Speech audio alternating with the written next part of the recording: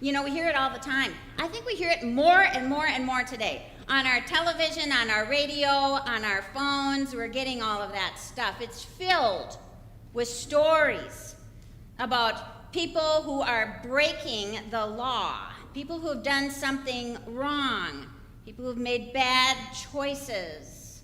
They are to blame. We can point them out. We can judge them. They deserve punishment. But you know, I learned this, I'm sure you did too, that every time we point out them, there are three fingers pointing right back at me. As Christians, we're commanded not to judge others so quickly, but first to be honest about our own brokenness, about the ways that we are breaking the rules. We're tempted to do so many things, and it's hard to keep our focus on Jesus. We know that if we could only follow his commandments perfectly, that we would be so much better. We could be God's light in the world. We could be God's hand. We could be that love in action in our families, in our neighborhoods. Are you remembering the 10 Commandments? And more importantly, are you keeping them? Before we judge anyone else, Jesus turns the spotlight on us, and he probes into us. How are you really doing with what I have commanded you? Have you gotten really angry with a brother or a sister or a spouse or a child or a coworker or somebody at school or someone here in your church family? Have you ever called someone an idiot or a fool or something worse? Jesus reminds us that if we have done these things, we will be judged because we have broken God's commands, and we will be liable to the fires of hell. That's what he said. Jesus says if you look at someone lustfully, like pornography, which is a real temptation, and it's actually an addictive problem among Christians too. He's not saying to literally remove your eye or your hand, but he's saying if you're doing that, don't look at that stuff anymore. Don't turn that page. Don't do that text. And if you are, then get help to stop it. Because you're committing adultery. If you're divorced, if you remarry, you've committed adultery. If you lie or you gossip, or you make promises and then don't keep them, you've broken the 8th commandment. That matters to God. It matters for you.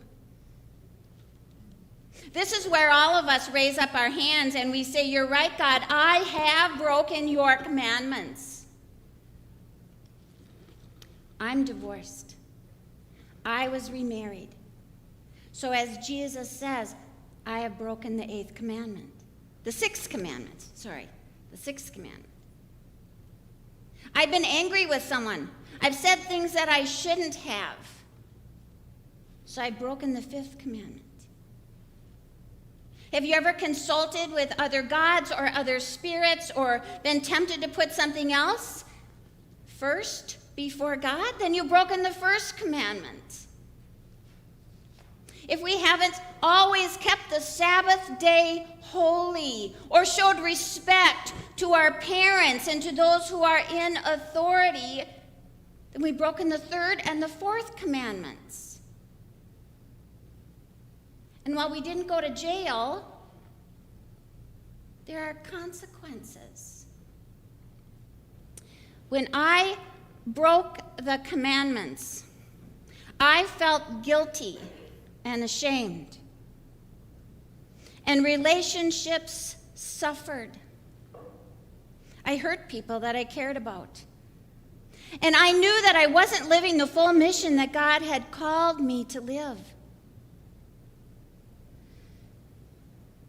I believe that I hurt God most of all. So how do I live knowing that I'm a sinner? I confess what I've done.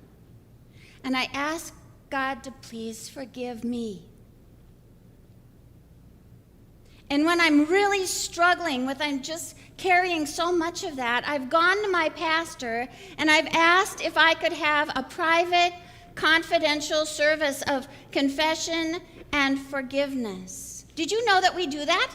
That your pastors do that for you? I highly recommend it. It just lifted the weight off my shoulders, that weight of guilt and shame that I was carrying. And then I went to the people that I'd hurt as much as I could. And I told them that I was sorry, truly sorry. And I amended and I changed my life, which is possible. Because I learned what Martin Luther fought so hard for all Christians, all people to know. That though our sin is very real and deadly,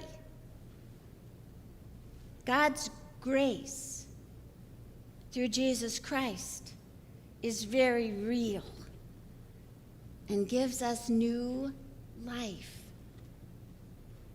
Jesus healed my sin and my shame. That's why I love him so much. And why I can say to every single one of you, I know he'll forgive you. I know he gives new life. In a former church that I served, a very prominent man, a husband, a father in our community, in our church, came into my office one day, and he crumpled into the chair. He said, "Pastor, I don't know if I can live through this. I made an awful, awful, awful choice. I got caught soliciting a prostitute. The police had set up a sting, and I got arrested. And tomorrow my name is going to be in all of the papers. And I am so sorry."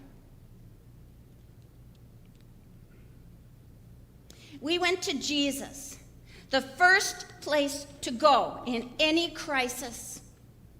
And we talked and we prayed. And that helped him endure this crisis. Sometimes the consequences of breaking commandments are very public. He lost his business, his company, he lost his home. And sometimes the consequences are very private.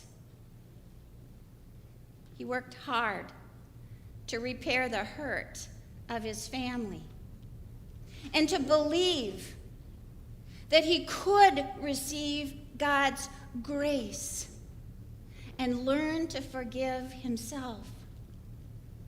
All of which, with Jesus' help, he did.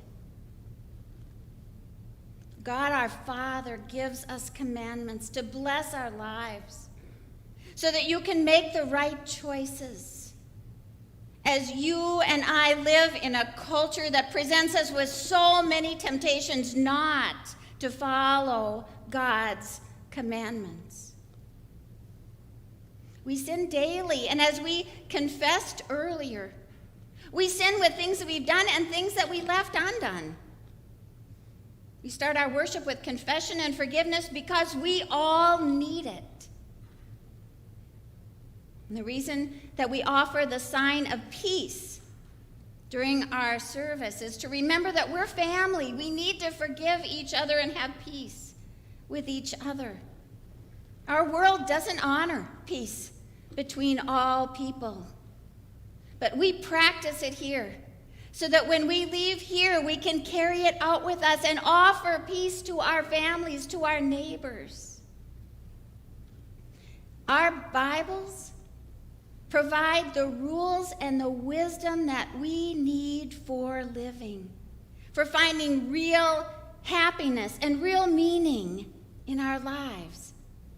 The commandments of God give us healthy boundaries to live within and a strong shield against the temptations that would hurt us and those we love.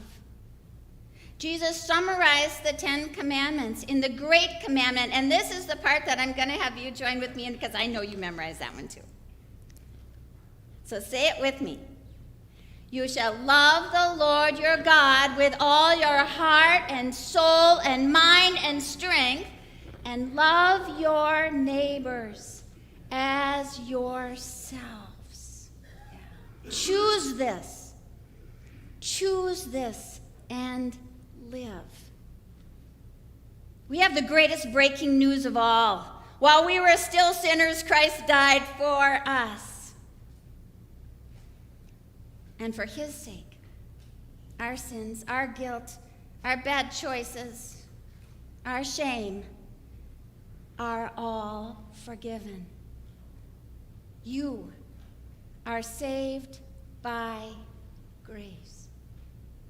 Trusting Jesus, whose love for you, honestly, no matter what, never ends.